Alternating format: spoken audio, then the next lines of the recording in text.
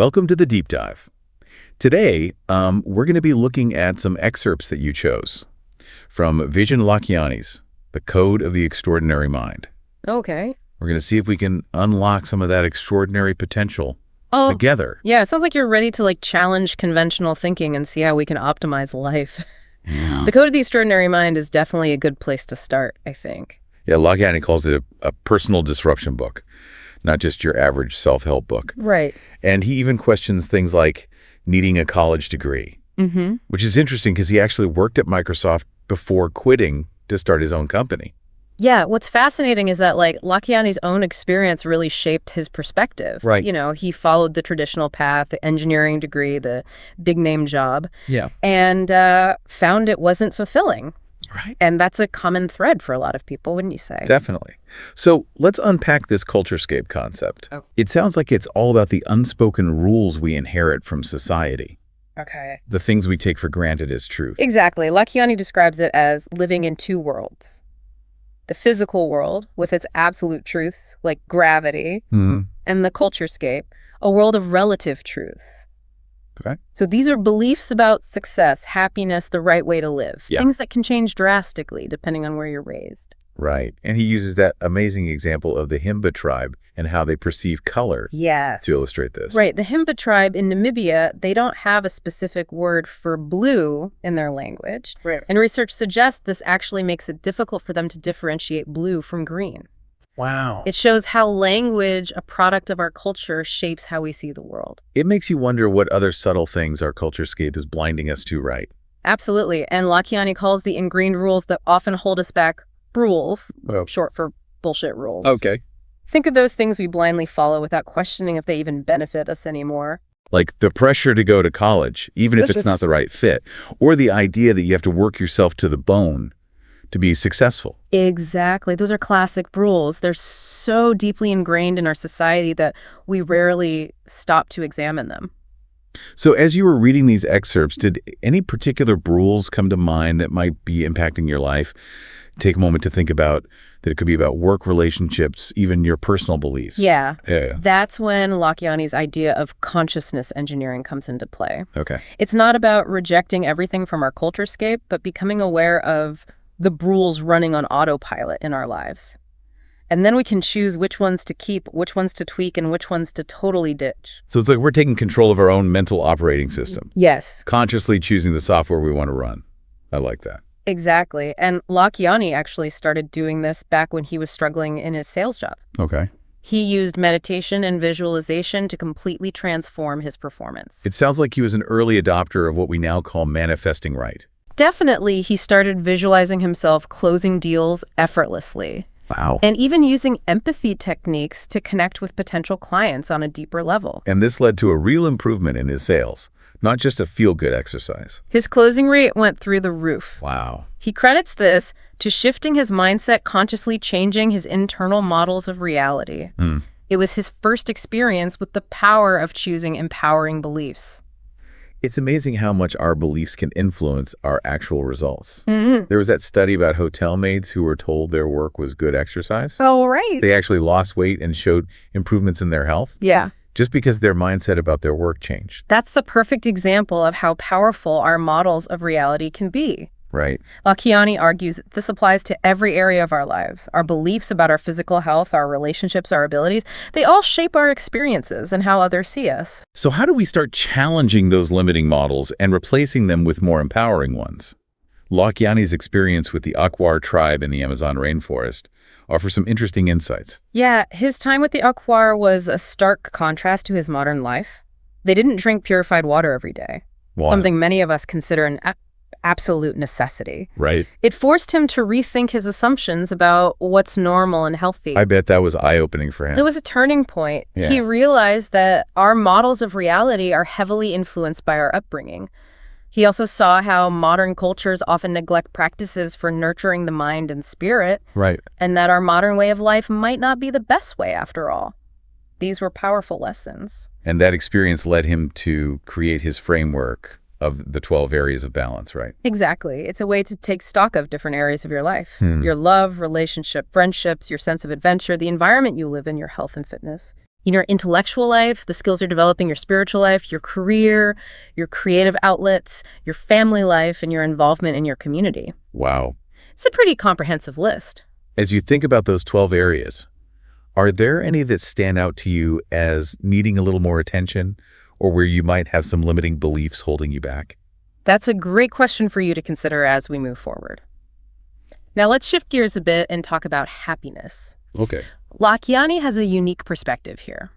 He doesn't see happiness as the end goal, but rather as the fuel for reaching our goals. It's like happiness isn't the destination. Yes. It's the energy that propels us forward. Exactly. He calls this blissipline, the discipline of maintaining a happy state of mind while working towards your goals. Okay. It's about finding joy in the journey, not just waiting for happiness to arrive at some point in the future. He shares that story about a monk in a hot tub who called him out on his low self-esteem. Right? That seemed to be a turning point for him. Yeah, Lakhiani was at a retreat feeling pretty good about himself when this monk pointed out his insecurity. It made him realize that his self-doubt was actually holding him back. Wow. He began to explore the connection between self-worth, happiness, and success. It's so easy to fall into the trap of thinking, when I achieve X, then I'll be happy. Yes. But Lakhiani is advocating for building that happiness now as the foundation for success. Right. He talks about the meaning-making machine in our heads that's constantly creating stories about events in our lives. Often those stories are negative and disempowering. Right. He stresses the importance of challenging those stories and questioning the negative narratives we tell ourselves. And this is where his experience with the hypnotherapist Marie Sapir comes in. Right. That was pretty revealing. Absolutely. Through hypnosis, he uncovered some hidden rules that were affecting his relationship with success and self-worth. Okay. One of them was the belief that to be a good teacher, he had to suffer. Oh, wow. And that standing out was dangerous. Wow.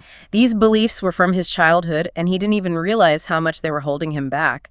It's incredible how much these unconscious beliefs can run the show without us even realizing it. Yeah, Marie Sapir helped him identify and release those beliefs. Yeah. Afterward, he noticed a huge shift. He felt more comfortable owning his success and asking for what he deserved. So what about you? What negative stories are you telling yourself about success, happiness, or even your own self-worth? Uncovering these hidden beliefs could be a real game changer, wouldn't you say? Absolutely. It's like removing invisible barriers that are preventing you from reaching your full potential. This idea of happiness being a practice, not a prize, really resonates with me. But how do we put this blissipline into practice? Yeah. It can't be all sunshine and rainbows all the time, can it? Lakhiani uses this great anecdote about Richard Branson to illustrate blissipline in action. Ah, yes, the famous dancing on the table story. Exactly. They were at a dinner party on Necker Island. Okay. And Branson, being Branson, decided to climb on the table and dance with one of the guests. It shows his ability to find joy in the everyday, even amidst running a massive company. Right. It's a good reminder to not take ourselves too seriously. So how does Lakhiani define what it means to live with blissipline? What does that actually look like? He breaks down human experience into 4 states: Okay. survival, coping, gratification, disappointment, and bending reality.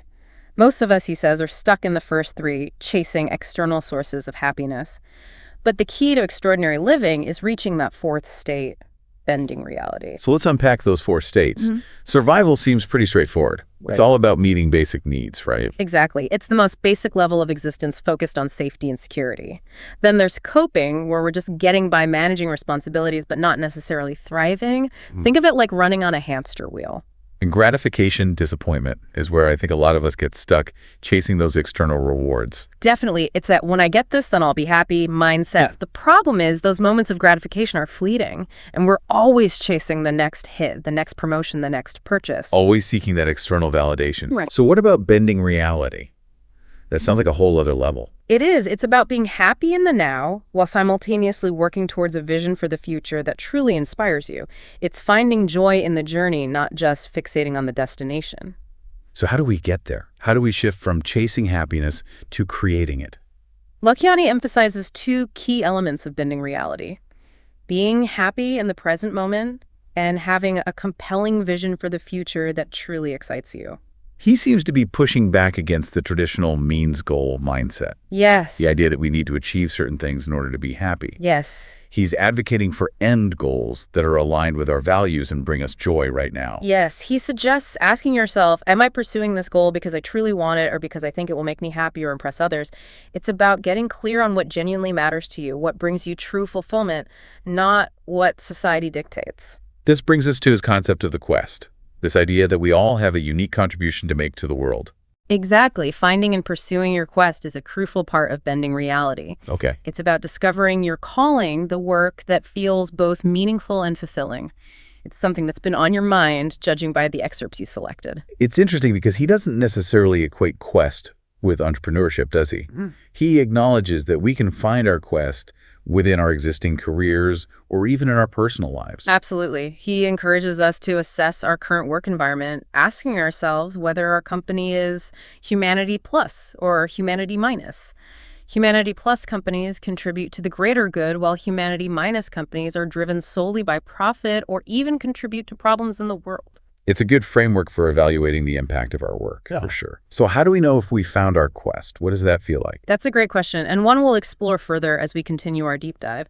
But for now, think about times when you've felt a sense of flow, where work felt effortless and time seemed to fly by. That feeling of being fully engaged and energized by what you're doing, that's a good indication you're on the right track. So we've been talking about finding your quest, but Lakhiani also offers some concrete tools for personal growth. One that really stood out to me was his 6-phase meditation. It's a system he created for incorporating these concepts into a daily practice. Yes, the 6-phase meditation is a great way to put these ideas into action.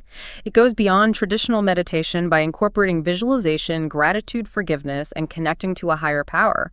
Lakhiani argues it's incredibly powerful for boosting happiness, reducing stress, and tapping into your full potential. And he's not just speaking theoretically, right? He actually uses this meditation himself and credits it with a lot of his success. Exactly. He's walking the walk, not just talking the talk. It's a 15-minute daily practice, so it's designed to be accessible even for busy people. Okay, let's break down the 6-phase meditation. What are the phases and how does it all work? The 6-phase meditation is structured into, 6 phases each with a unique purpose. It starts with compassion, where you focus on sending loving kindness to yourself and others. I'm intrigued that he starts with compassion. It sets the stage for a more positive and open mindset, right? Exactly. It's about cultivating a sense of connection and kindness, both towards ourselves and everyone around us. Then comes the forgiveness phase, where you work through any resentments or grudges you might be holding on to. This reminds me of his idea of blisscipline, that happiness is a practice, not a destination. Forgiveness seems like a key part of that letting go of negativity that might be weighing us down. I imagine this could be really challenging for some people. It can be, but Lakhiani argues that forgiveness is crucial for finding inner peace and happiness. It's not about condoning the actions of others, but about releasing yourself from the burden of those negative emotions. He offers some specific techniques in the book for working through forgiveness, even if you're dealing with deep-seated hurt or resentment. That's really helpful. So we've got compassion and forgiveness. What comes next? The third phase is gratitude. This is where you focus on all the good things in your life, big or small. It's such a powerful practice for shifting our perspective and appreciating the abundance we already have. It's easy to take things for granted when we're caught up in the daily grind, wouldn't you say? Totally. It's like that saying, what you focus on expands. By focusing on gratitude, we're training our minds to see the positive, which can impact our overall well-being. Exactly. And then we move into the visualization phase. This is where things get really interesting. You spend time envisioning your ideal future, focusing on your goals and aspirations. Lakhiani is a big believer in the power of visualization to manifest your dreams. This is where that bending reality concept comes in, right? By vividly imagining our desired future, we're sending a powerful message to our subconscious minds. Right. It's about aligning our thoughts and emotions with our goals, creating momentum that helps us achieve those goals. Lakhiani provides a lot of guidance in the book on how to create effective visualizations. He emphasizes the importance of engaging all your senses, making the visualization as real as possible. It sounds almost like creating a movie in your mind where you're the star and you're living your best life. Exactly. Then we move into the fifth phase, the perfect day. Here you imagine yourself living out your ideal day, experiencing all the joy and fulfillment that comes with it. It's about bringing your vision into the present moment, feeling the emotions as if it's already happening. So it's not just about visualizing a far-off future. It's about bringing those positive feelings into the here and now. Yes, it helps bridge the gap between our current reality and our desired future. By experiencing those positive emotions, now we're more likely to attract that reality into our lives. Yeah, makes sense. So what's the final phase? The sixth phase is the blessing. Here, you connect with a sense of support and guidance from a higher power, however you define that. Sure. It's about cultivating trust and surrender, knowing that you're not alone on your journey. It's like tapping into that godical theory, trusting that the universe is working behind the scenes to support us. Exactly. It's about connecting with a sense of universal support, feeling guided and protected, even when things feel challenging. This all sounds incredibly powerful, but I'm curious about how we can make this work in our everyday lives. The excerpts you shared also highlighted some practical exercises from the book, right? Yes, Lakhiani offers a range of practical exercises to help us integrate these concepts into our lives. One that stands out is the Brule test. It's a framework for identifying and challenging those limiting beliefs we've inherited from our culturescape. So this is where we get to put on our Brule Buster hats and dismantle those outdated rules. Exactly. The Brule test involves asking 5 key questions about any belief that feels limiting. First, is it based on trust and hope in humanity? Second, does it violate the golden rule?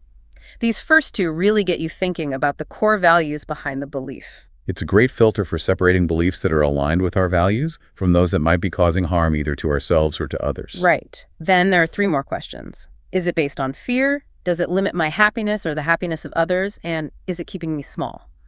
These questions encourage us to examine the impact of our beliefs both on ourselves and on those around us. It's like consciously choosing to keep the beliefs that empower us and discarding the ones that hold us back. It's about being intentional with our belief system. Exactly. And then there's the models of reality in the 12 areas of balance exercise. This one involves looking at each area of your life, love, friendships, adventures, environment, health, and so on, and identifying any limiting beliefs you might have in each area. So it's like a targeted approach to identifying where we need to do some consciousness engineering. Exactly. You become aware of the stories you're telling yourself in each area of your life and then consciously choose to rewrite those stories with more empowering ones. It's fascinating how this ties back to his concept of systems for living, those daily practices and habits that shape our experiences. He encourages readers to experiment with different systems for living, finding what works best for them in each area. He even gives specific examples of systems for improving your health, strengthening relationships, and boosting productivity. It sounds like he's providing a blueprint for designing a life that's both fulfilling and aligned with our true potential. He really is. He's not just offering vague ideas. He's giving us concrete tools and exercises for taking action. And he acknowledges that this process takes time and effort. He encourages readers to approach it with a sense of curiosity and playfulness. That's refreshing, isn't it? So much personal development advice feels so serious and rigid. I agree. Lakhiani's approach feels more like an exciting adventure than a chore. Speaking of practical tools, he also introduces this idea of setting non-negotiable set points for ourselves. It's a powerful strategy for maintaining momentum and preventing backsliding. It sounds intriguing. Tell me more about that. He uses the analogy of a thermostat. You set a desired temperature, and the system automatically adjusts to maintain that temperature. Non-negotiable set points are basically minimum standards you set for yourself in different areas of your life. So instead of setting vague goals like be healthier, you set specific measurable standards that you're committed to upholding no matter what. Exactly. He shares the example of his own commitment to being able to do 50 push-ups at any time. It's a clear, measurable standard that reflects his dedication to fitness. What would be a non-negotiable set point for you? Something you could commit to in an area you want to improve? That's a great question. It would take some thought, but I can already see how powerful this technique could be. It's like building accountability into your daily life. Exactly. And he emphasizes that we can set these non-negotiable set points for anything that's important to us, from our health and finances to our relationships and personal growth. So how do we go about creating these set points? He lays out 3 steps. First, you identify the areas of your life where you want to set these standards. Then you define the specific set point, making it measurable and achievable. He stresses setting realistic standards that you can actually maintain long-term. This is where that discovery process he talks about comes in, right?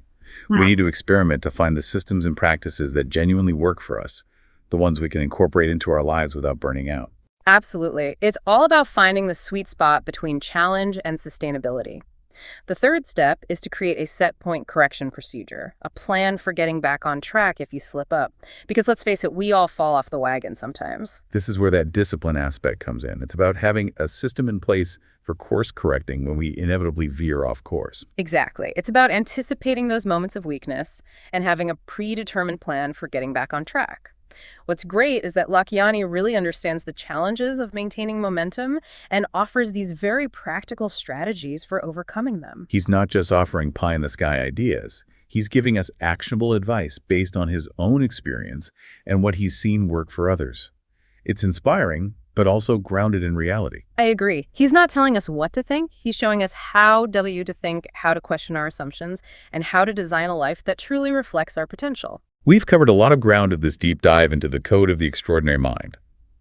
We've explored some of the key concepts from the culturescape and rules to consciousness engineering, bending reality, and the power of happiness. We've also delved into the 6-phase meditation and looked at some of the practical exercises Lakhiani offers for putting these ideas into action. It's been a great discussion so far, but there's one more crucial element we need to explore: embracing your quest. Let's dive into that in part 3 of our deep dive. So we've covered a lot of ground in our exploration of the code of the extraordinary mind, from challenging those ingrained rules to rewiring our models of reality. Right. But now it's time to tackle what might be the most exciting part: Yeah. embracing your quest. You seem particularly interested in this based on the excerpts you chose. Yeah. So let's dive in. It's exciting, isn't it? Lakhiani emphasizes that finding your quest is a journey, not a destination. It's about being open to new experiences, challenging your assumptions, and continually evolving your understanding of what you're meant to do in the world. I love that he frames it as an evolving process. It takes the pressure off needing to have it all figured out right now. And it's not just about finding a job that pays the bills, is it? It's about aligning your work with your deepest values and passions. Exactly. He suggests that truly extraordinary people don't have careers. They have callings. They're driven by a purpose that's bigger than themselves, a desire to make a real difference in the world. And that resonates with a lot of people today, wouldn't you say? Absolutely. There's a real hunger for meaning and purpose in our work. But finding your quest can feel daunting. Where do you even begin? Does it have to involve starting a billion-dollar company or becoming a world-famous activist? Not at all. Lakhiani acknowledges that for some people, their quest might be found right where they are within their existing career. It's about finding ways to make their work more meaningful and impactful. For others, it might mean a complete career shift, taking a leap of faith to pursue something that truly aligns with their values. And it might not even be work-related, right? For some, their quest could be about raising a family, giving back to their community, or pursuing creative passions. It's about what sets your soul on fire. Exactly. The key is to identify what genuinely lights you up, what gives your life meaning, and then pursue it with passion and unwavering commitment. Remember those excerpts you chose about humanity plus companies? That really stuck with me. Me too. It challenges that common rule that you have to be an entrepreneur to make a real difference. Lakhiani points out that we can find deep fulfillment and purpose in any kind of work as long as it aligns with our values and allows us to contribute our unique talents. He urges us to look at our current work environment and ask, is my company humanity plus or humanity minus? Does it contribute to the greater good, or is it focused solely on profit, maybe even contributing to problems in the world? It's a powerful framework for thinking about the impact of our work, wouldn't you say? It makes you question where you're putting your energy and whether it's truly aligned with what you want to bring into the world. So with all that in mind, how do we go about finding and embracing our quest? Lakhiani offers some practical guidance, right? He encourages us to connect with our end goals, the things we truly desire for our lives, not just the means goals we chase to get there. He suggests revisiting the 3 most important questions exercise. What experiences do you want to have? How do you want to grow? How do you want to contribute? It's about peeling back the layers and getting to the heart of what truly matters, what brings genuine joy and fulfillment, not what we think we should want, but what our souls are yearning for. Exactly. And remember those Kensho moments we discussed earlier. Lakhiani encourages us to pay attention to those unexpected challenges or setbacks. They might actually be guiding us toward our true path, even if it doesn't feel like it at the time. It's that idea that the universe is conspiring to help us even when things feel like they're falling apart. We might be resisting a change that's ultimately for our highest good. Precisely. And finally, he encourages us to be open to new experiences, to step outside our comfort zones and try things that scare us a little. It's through those experiences that we often discover new passions, develop new skills, and uncover our unique contribution to the world. It's almost like we have to become comfortable with uncertainty, with not knowing exactly where the path will lead. That can be scary, but also incredibly liberating. Lakhiani emphasizes that the quest is not something we find. It's something that unfolds as we grow and evolve. It's a lifelong journey of exploration and discovery, and we have to trust the process. So much of what he talks about comes back to trusting ourselves, trusting our intuition, and trusting that we're being guided even when things feel uncertain. That's a powerful message, especially in today's world. He encourages us to embrace the ups and downs of that journey, to see challenges as opportunities for learning, and to have faith that we're being guided toward a fulfilling and meaningful life. Well, this has been an incredible deep dive into the code of the extraordinary mind. We've explored some profound concepts about consciousness, beliefs, and the power we have to design extraordinary lives. It's given me a lot to think about for sure. It's been a pleasure exploring these ideas with you. Remember, it's all about challenging the culturescape, rewriting your models of reality, embracing discipline, and most importantly, pursuing your quest with passion and purpose. The journey to the extraordinary starts with a single step. What will your first step be? Thanks for joining us on the deep dive. Thank you for tuning in to the Power Book of Podcasts. If you enjoyed this episode, don't forget to hit the subscribe button and join our growing community. Click the bell icon so you never miss an update. We have so much more inspiring content coming your way.